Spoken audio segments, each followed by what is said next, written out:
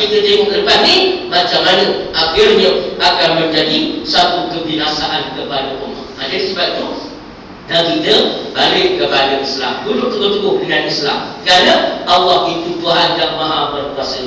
Janganlah hari ini kita menangis, Allah tidak membenarkan hamba-Nya yang menangis terus menangis. Allah tidak membiarkan hamba-Nya yang sombong ketawa terus dengan ketawanya, kerana Allah itu maha adil. Jadi sebab itu kita nak yakin di situ. Dulu Nabi Musa, Nabi Yusuf dalam telaga lagi. Lepas itu dari hamba sahaya, lepas hamba sahaya kena penjaga pula ISA dalam mahkamah, apa ni, menteri pada masa itu. Tapi akhirnya berjaya menjadi pemerintah negara Mesir. Jadi maknanya itulah janji daripada Allah.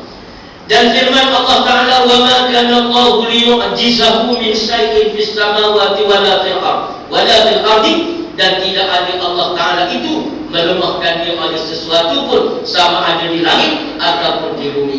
Jadi Allah Ta'ala ni tak ada siapa boleh melemahkan Allah. Wa qala Musa wa in takfuru wa man fil ardi jami'an fa inna Allaha ghaniyyun hamid. Allah, Nabi Musa kata pada kaum dia tu, sekiranya kamu kafir kepada Allah, in takfuru wa antum wa man fil ardi, kalau kamu kafir dan semua orang di muka bumi ini kufur kepada Allah, Allah Ta'ala tidak terjejas sedikit pun. Wa inna Allaha ghaniyyun hamid, sesungguhnya Allah maha kaya lagi maha terpuji. Maknanya tak beri kesan apa-apa, walaupun seluruh manusia pakat kufur kepada Allah Ta'ala. Kita buat Allah tidak pernah terhutang budi kepada kita, bahkan kitalah yang terhutang budi kepada Allah Subhanahu Wa Ta'ala. Jadi kita kena ingat bahawa Allah Ta'ala itu Tuhan yang tidak dilemahkan oleh sesiapa. Sebab itu siapa yang mendampingi Allah, Allah akan membantu dan menolongnya. In tansurullah yansurkum, kamu tolong agama Allah, Allah akan tolong kamu. Satu jaminan daripada Allah. Ini mana satu jaminan? Tolonglah. Siapa tolong agama Allah? Ini kadang-kadang kita baca Quran, mengaji ilmu agama dah ada dah, tapi tak berani nak yakin tentang pertolongan Allah Ta'ala. Tak berani nak yakin, tak tawakal pada Allah. Kalau saya cakap macam ni bahaya, nanti orang buang daerah ataupun saya dibuang kerja, tak ada bakat, ambil gaji matilah saya. Mengaji tauhid itu apa macam tu? Belajar ilmu agama jangan cerita dah tinggi, macam-macam sijil dapat. Sejak daripada sekolah rendah lagi ikut kafar mengaji agama. Lepas tu pergi sekolah menengah agama, lepas tu masuk pula pengajian tinggi, buat macam-macam sijil dalam pengajian agama, tapi nak yakin Allah memberi rezeki pun banyak. Macam mana keimanan dan ilmu kita? Yakinlah. Allah Ta'ala dah sebut, kalau kamu tolong agama Allah, kamu jauhkan syariat Allah, yang halal kamu kata halal, yang haram kamu kata haram, supaya semua manusia kenal agama Allah, Allah akan menolong kamu, Allah akan tolong kita. Mana kalau kita menolong agama Allah, tidak yakin, nanti masalah dia menyebabkan ahli ulama pun boleh terlingkup. Itu kerana kerana tidak yakin kepada agama Allah. Itu orang panggil ilmu yang tidak ada barakah. Ilmu barakah ni, semakin tambah ilmu, semakin takut pada Allah, semakin dekat dengan Allah. Itu ilmu yang berkat. Tapi kalau semakin tambah ilmu, semakin tak yakin pada Allah, makin jauh dengan Allah, itu bukan ilmu berkat, itu ilmu cari makan sahaja. Jadi sebab itu kita kena benar-benar memahami ilmu bagi mendekatkan kita kepada Allah Ta'ala. Biarlah kita mengaji surah saja. Mengaji surah kita baru sedar kita dah tersilap, tersalah. Kita pun mengaji surah saja. Tak sempat dah hari itu, tak sempat nak mengaji sekolah agama, ambil ijazah agama, diploma tentang tasawuf Islam. Tak sempat.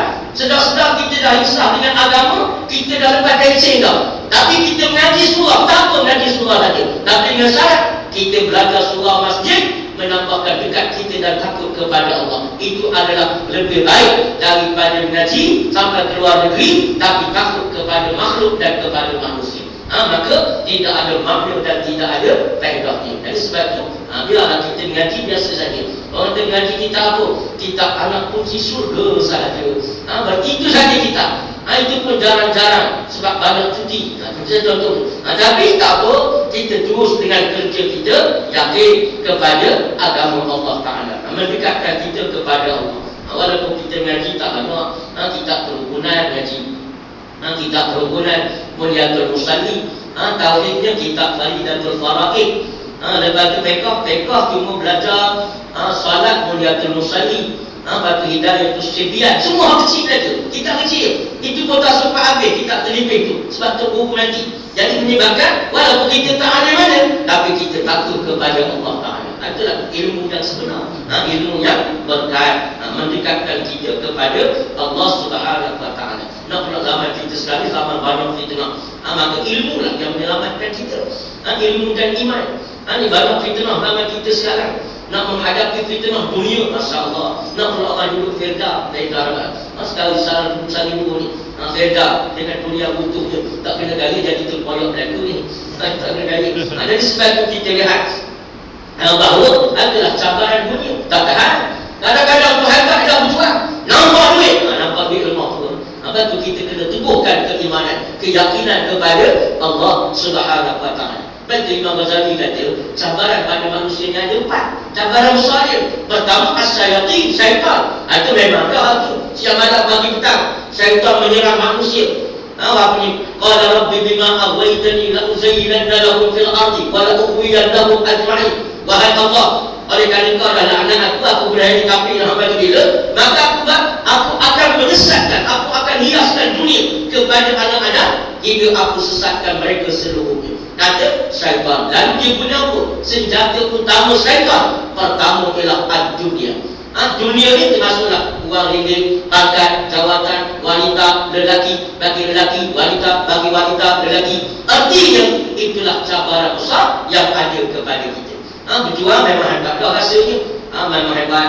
Duduk susah depan gaji tak, tapi datang duit ke bawah tu, bukan banyak sangat. RM200 untuk permulaan tahun bulan Februari, iaitu untuk voucher buku. Lepas tu datang pula RM500 untuk yang berpendapatan bawah RM3,000. Lepas tu datang pula RM15,000 untuk peneroka. Dan sekarang itu saja, tapi upah dah. Siap dengan lagi, siap dengan puji lagi lah. Awalnya duit hutang dah ke tu. Jadi mari kita kena sedar, inilah dunia yang mencabar kita. Dunia cabar kita. Jadi kita kena sabar. Kena sabar. Sekarang ni orang Firda memang kita kena teguhkan keimanan dia. Kena teguhkan keimanan dia. Berdepan dengan duit. Kadang-kadang usah banyak. Beg sekolah dia bawa. Dengan beg sekolah saja. Anak orang lain dapat beg sekolah, dia tak dapat. Nak dapat, maka terpaksa menyembunyikan perjuangan dan keimanan dia. Atau kita rasa megah dengan perjuangan. Wa qala innani ana minal muslimin. Berkatalah sesungguhnya aku ni dari kalangan orang Islam. Allah Ta'ala ajar Nabi aku, fa in tawallaw faqul ashhadu bi anna muslimun. Kalau orang kafir itu semua berpaling, meninggalkan dakwah Islam, meninggalkan perjuangan Islam, wahai Muhammad, kamu seorang kena kata, sesungguhnya bersaksilah aku adalah orang Islam yang tunduk kepada Allah. Kata kita begitulah.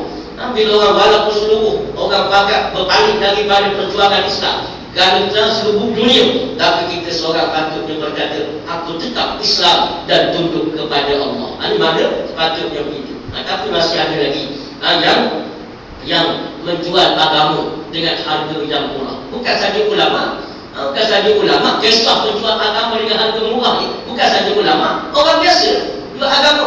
Syahadah dia beriman kepada Allah boleh dijual dengan kain batik sahaja. Ada dengan kain batik selai. Kain batik selai itu harga lebih kurang RM5,500. Beli di takbai, cap semua. Tapi RM5,500. Maknanya iman dia berapa harga? RM5,500 iman. Maknanya terlalu murah. Jadi sebab itu kita kena dan letakkan agama tempat yang tidak boleh dijual beli. Maknanya agama yang tak boleh dijual beli.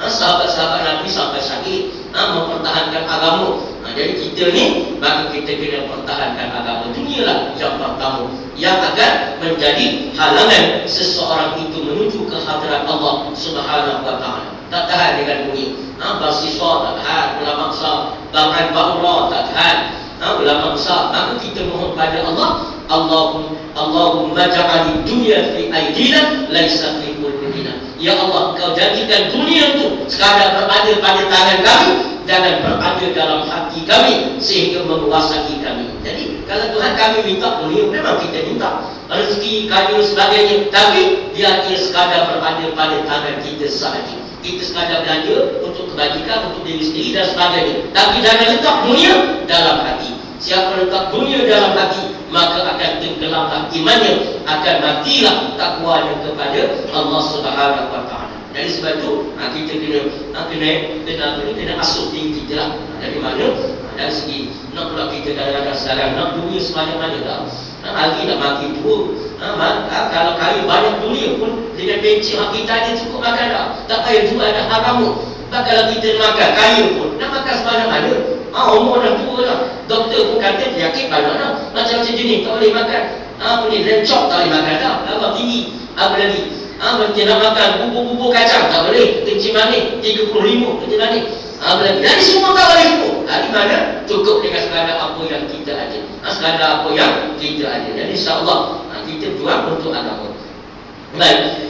Dan bahawa tidak ada melainkan barang yang menghendaki Allah Ta'ala akan adanya. Kerana firman Allah, fa'alun lima yurid. Allah Ta'ala adalah Tuhan yang sangat memperbuat. Ia akan barang yang menghendaki, ia akan dia. Jadi di antara sifat Allah, muridan. Allah Ta'ala Tuhan yang berkehendak. Tadi qadiran, maha berkuasa. Inna Allah ala kulli syai'in qadir. Sekarang Allah Ta'ala maha berkehendak. Fa'alun lima yurid. Allah buat apa yang dia nak buat. Tak satu pun tergendala dan gagal. Apabila Tuhan kata aku nak buat, Allah boleh buat. Mana nak tunjuk kekuasaan Allah yang maha berkuasa. Kita ni banyak benda yang kita nak buat, tapi tak boleh nak buat. Ada halangan tergendala.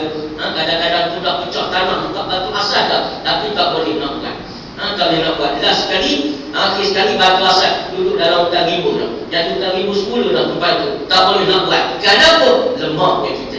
Kerana kelemahan kita. Jadi sebab tu Allah buat apa yang dia nak buat. Sebab tu kita bergantung kepada kehendak Allah dan iradah Allah. Iradah kita ni tak ada mana. Iradah kita yang berlaku dalam hidup kita ni iradah Allah. Bukan iradah kita. Kebetulan saja iradah kita bersamaan dengan iradah Allah, maka berlaku semua yang kita nak. Tapi apabila iradah kita tidak sama dengan iradah Allah, maka dia tak berlaku hak kita. Dia berlaku yang apa yang dikehendaki oleh Allah Ta'ala. Maknanya iradah kita tidak memberi apa-apa kesan atas takdir Allah. Allah Ta'ala nak takdir sesuatu, bukan dia tunggu nak tengok kita nak apa. Bukan. Allah Ta'ala takdirkan sesuatu mengikut apa yang Allah mahu, bukan mengikut apa yang kita mahu. Kita cuma boleh berdoa. Doa itu tanda apa? Tanda ubudiyah kepada Allah. Tapi bukan Allah Ta'ala mengikut apa yang kita nak. Maknanya kita sekadar berdoa ubudiyah kepada Allah, tanda pengabdian kepada Allah. Sebab kita ni hamba minta pada Allah, pada Tuhan dia, dan sekadar tanda hamba. Tapi adakah Allah Ta'ala akan beri mengikut apa yang kita nak? Tak. Allah Ta'ala tak beri apa yang kita nak. Allah Ta'ala beri mengikut apa yang Allah tahu. Sebab Allah itu maha alim, maha berkuasa, maha tahu, bijaksana. Kalau minta apa yang kita nak, kadang-kadang kita minta benda yang bahaya kepada kita. Kita tak tahu. Kita minta. Misalnya contoh, kita kata apa? Kita kata anak ayah. Bangun pagi, anak ayah, dia minta dengan tuan dia, dengan tuan ayah. Minta apa? Minta makan. Cincin punya anak ayah. Kita, mana dia minta makan? Adakah kita beri mengikut apa yang dia nak? Tak, kita akan beri mengikut catuan yang kita fikir menyelamatkan dia. Kita beri mana? Segenggam saja. Segenggam kita beri. Berkongsi 10 ekor. Mana berkongsi 10 ekor ayam? Kita tak beri setapa semua. Ambil beras setapa, campur turun atas kepala ayam. Memang mampu semua 10 ekor. Jadi maknanya Allah Ta'ala dia beri pada kita, bukan mengikut kehendak kita. Mengikut kehendak Allah yang ada dalam takluk kepada ilmu dan hikmah kebijaksanaan Allah Ta'ala. Jadi Tuhan tak beri begitulah. Lepas tu kita minta benar. Tuhan tak beri, lambat nak beri. Kenapa tak beri? Ada sebab dan hikmah di sisi Allah Ta'ala. Sehingga kalau kita nak tengok, Nabi-Nabi dulu berjuang. Nabi-Nabi, Rasul-Rasul, para sahabat berjuang untuk Islam. Sampai akhir sekali mereka berkata, lama dah berjuang, tak pernah menang. Bukan sangat berjuang biasa, berjuang perang. Bukan berjuang pilihan raya, berjuang perang. Berapa kali perang lah, tak pernah menang. Akhirnya Rasul kata apa? Hatta yaqula Rasul wallazina amanu ma'ahu mata nasrullah. Hingga berkata Rasul dan orang-orang yang beriman bersama dengan Rasul, bilakah kemenangan Allah? Tuhan, bila lagi kemenangan? Rasul berkata macam tu. Nak tunjuk apa? Jauhnya perjalanan masa yang dilalui untuk menegakkan Islam. Allah jawab apa? Rasul dan orang yang beriman bersama dengan Rasul, mana para sahabat, para hawariyun, berkata kepada Allah, kata Rasulullah, ya Allah, bilakah lagi pertolonganmu? Kami ini lama dah berjuang Tuhan, tak tahu ke puluh tahun dah, macam-macam dah orang buat kepada kami, dengan diskriminasi, sekat royalty, macam-macam dah Tuhan orang buat pada kami. Maka Rasulullah, bila kemenangan? Lalu Allah kata, ala inna nasrallahi qarib. Ketahuilah olehmu, pertolongan Tuhan itu dekat. Dekat. Kalau Tuhan nak beri, Tuhan boleh beri dengan segera. Tapi ada sebab mengapa Allah tidak memberinya. Jadi ada sebab. Itu Allah Ta'ala tak beri, ada sebab. Itu dia proses-proses tertentu. Allah jadikan proses itu apa? Untuk menjadikan kemenangan itu bermakna dan berharga serta menyelamatkan kita.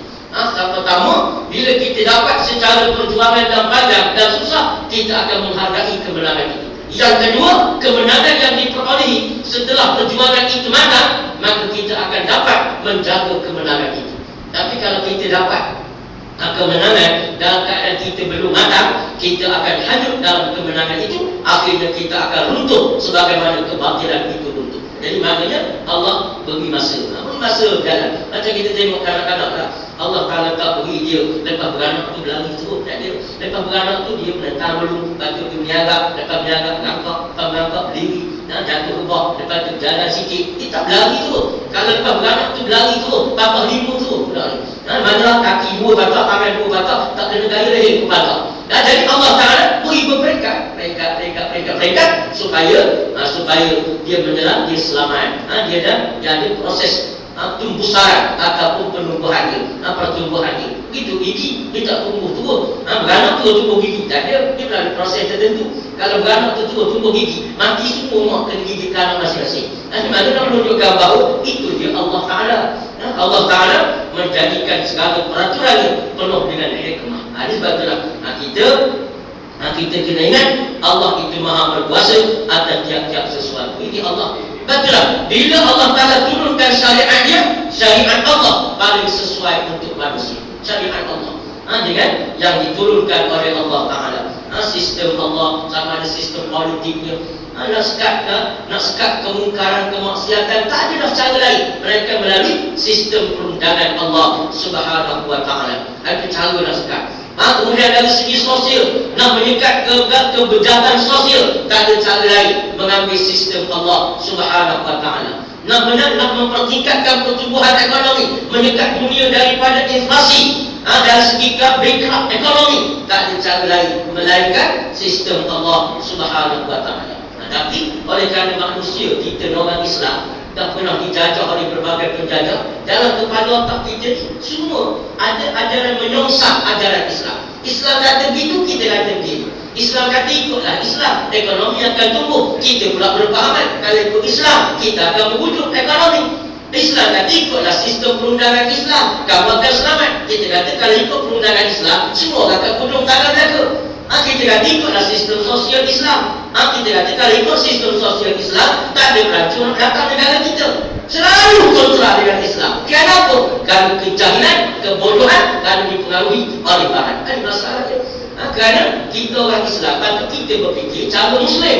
Tapi sekarang kita Muslim berfikir cara kafir, cara orang kafir. Apa asal?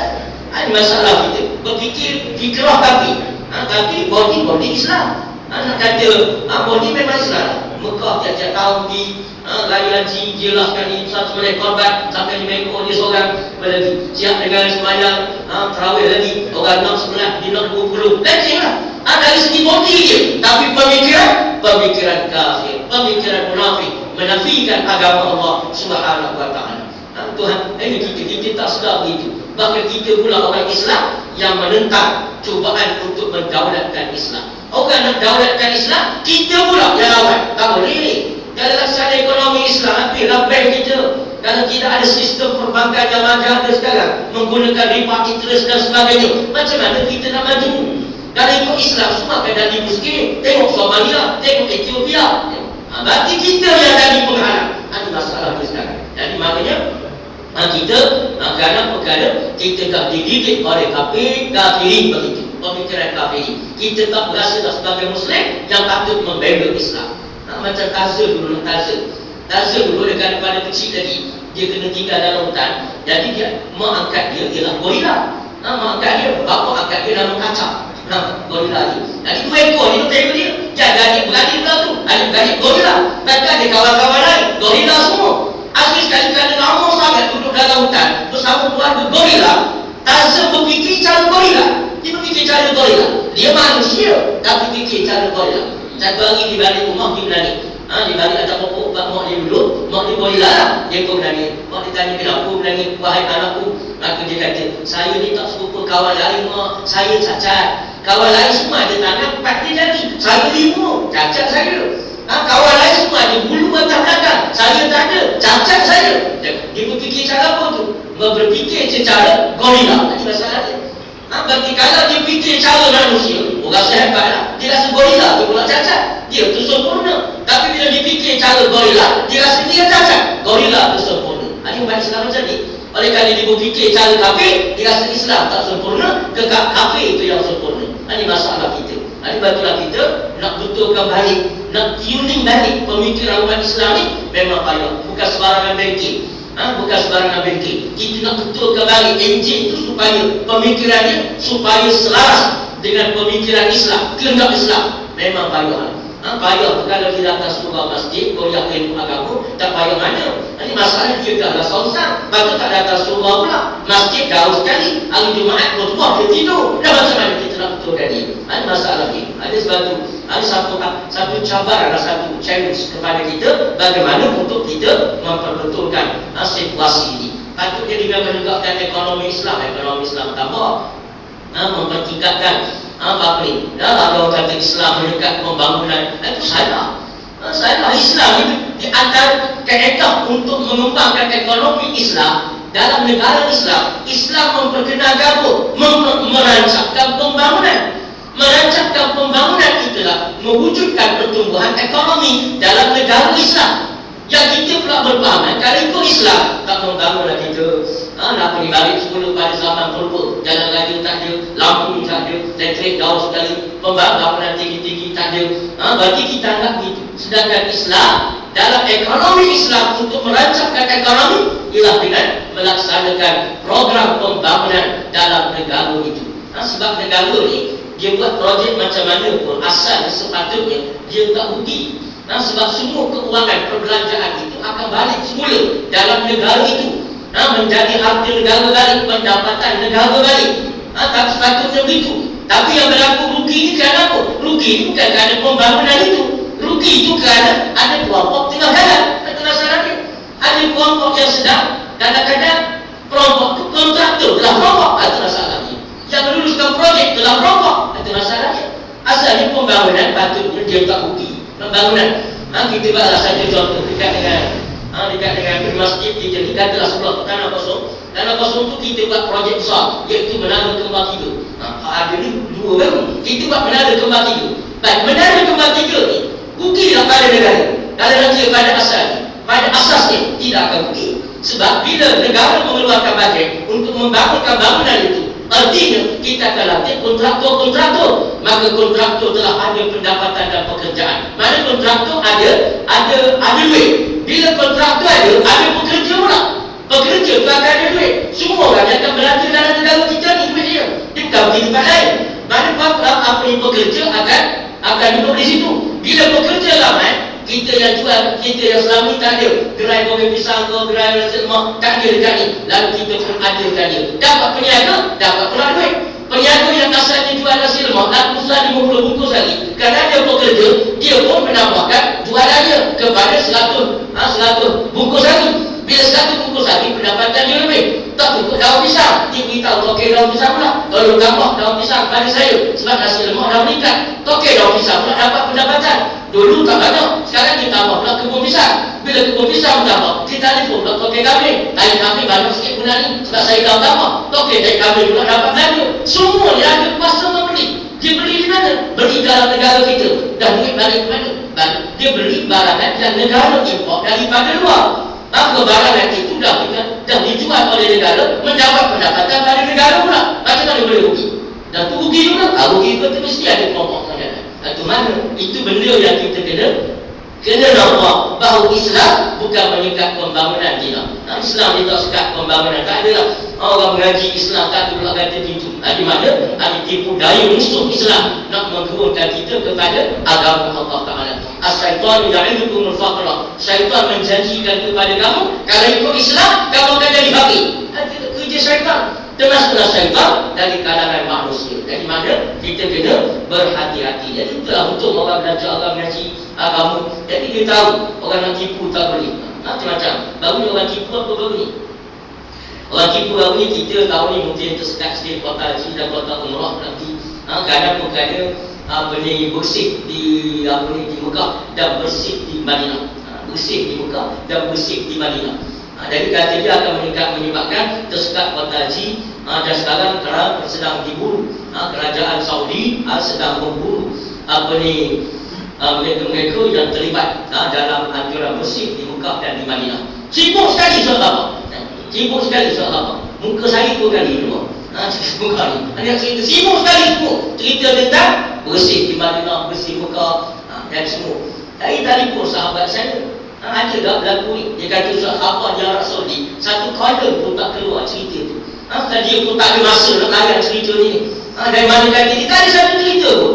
Bahkan kata dia, kalau pun ada kedutaan Saudi di Malaysia, dia bukan seorang diri. Dia ramai lagi staf dia, kaki tangan dia yang melibatkan soal-soal politik. Dalam negara, ada konsultan bidang politik pula. Dia mengikut perkembangan politik dalam negara kita. Dia yang akan mendapat maklumat. Dia cari maklumat di mana. Dia beritahu duta. Duta akan beritahu ke kerajaan Saudi. Dia akan beritahu sebenarnya apa tuntutan bersih ini. Dia yang akan cerita. Jadi tiba-tiba beritahu pada kita, kota haji makin kurang, umrah tak boleh jawab, mungkin ketat sikit. Memang sungguhlah kota haji makin kurang tahun ni. Dan tahun ni dengan cerita tahun ni dan tahun depan. Itu bukan kerana bersih. Itu kerana di Mekah telah pun diruntuhkan bangunan-bangunan hotel yang tua-tua, yang dah bangun, departmen-departmen tua semua dah runtuh mereka.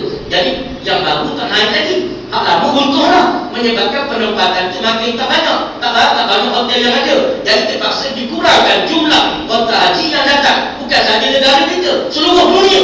Tapi rakyat kena tipu saja. Kena tipu saja. Nak pula kepada orang yang mengikut mazhab TV3, memang kena tipu. Jadi batu kita kena dapat maklumat yang benar. Mana supaya kita tahu bahawa berada dalam perjuangan yang benar, Allah Subhanahu Wa Taala akan memberikan pertolongan, insya-Allah.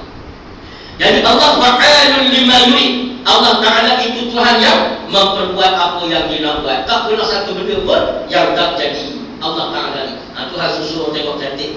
Allah Taala susun. Kalau kita tengok sejarah-sejarah, kisah-kisah dalam Al-Quran, cantik Allah Taala susun. Berlakunya peristiwa macam mana kisah Nabi Musa tu. Contohnya, Allah Ta'ala nak angkat Nabi Musa ni daripada zaman tu Fir'aun ni.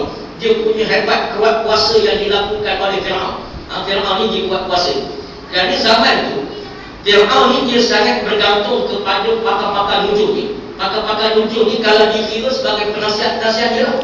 Sebagai penasihat. Jadi satu hari Fir'aun bermimpi. Fir'aun bermimpi. Ini kisah Allah Ta'ala nak tunjuk pada kita bagaimana susun atur yang Allah Ta'ala susun kepada kehidupan dan perjuangan ini. Maknanya satu hari Fir'aun bermimpi. Dia mimpi satu cahaya keluar daripada rumah Bani Israel, rumah Kibti, orang Kibti masuk dalam rumah bangsa Bani Israel. Kibti bangsa Fir'aun, Bani Israel bangsa minoriti dalam kerajaan Mesir pada masa itu. Lalu bila dari nampak cahaya keluar pada rumah Kibti masuk rumah Bani Israel, dia pun tanya pakar-pakar nujum ni. Tanya pakar nujum. Pakar nujum ni memang dilantik khusus dan dibayar allowance serta gaji bulanan. Memang dilantik gitulah. Memang dia selalu bagi untuk bersidang. Jadi dia orang katalah, saya bermimpi sekian. Kata tukar nujum, inilah tandanya kerajaan Tuanku akan dijatuhkan oleh seorang laki-laki dari kalangan Bani Israel. Jadi dia pun dia percaya tu. Bagi memang dia percaya pada apa lagi. Dia tak ada agama ni. Dia tidak ada agama. Jadi akhir sekali dia percaya pada tukang nujum, lalu dikeluarkan arahan. Arahan dia tu. Arahan dia kata, dia tanya tukang nujum, sekarang saya nak tanya, laki-laki yang nak menjatuhkan kerajaan saya tu dah ada dalam rahim ibu dia ke, dah jatuh benih ke belum? Benih bapa ke dalam ibu, jatuh ke belum? Kata tukang nujum, belum lagi wahai tuan. Wahai tuan, tukang nujum dulu tak jatuh benih tu, dia tahu tak? Maknanya tukang nujum sama dengan iblis lah masa tu. Lalu kata Fir'aun, oleh kerana itu asingkan laki-laki Bani Israel daripada wanita mereka, supaya mereka tidak bersetubuh dan tidak jatuh benih, supaya gagal usaha menjatuhkan kerajaan. Jadi lalu diasingkanlah. Asing mengikut ceritanya, laki-laki Kipti dia letak dalam pagar istana Firaun. Mana Firaun dari kawasan larangan, jadi situ semua duduk dalam pagar. Wanita duduk di luar, jadi tak boleh lari. Suami isteri tak boleh bertemu, sehingga sampai tempoh tertentu Firaun nak tengok kegagalan untuk menjatuhkan kerajaan.